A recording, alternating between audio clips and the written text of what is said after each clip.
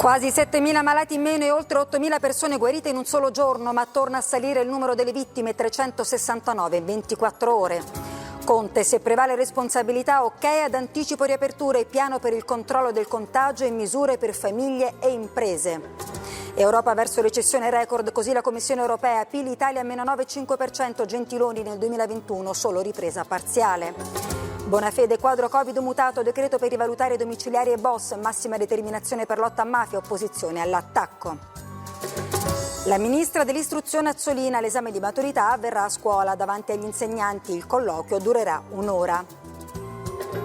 L'Italia senza turisti, settore in crisi, 40.000 imprese a rischio, Franceschini in arrivo aiuto, quest'estate vacanze nel nostro paese. La NASA annuncia presto un film girato nello spazio con protagonista Tom Cruise per ispirare la nuova generazione di scienziati. I consigli dell'astronauta Paolo Nespoli: a gravità zero bisogna reimparare tutti i movimenti quotidiani.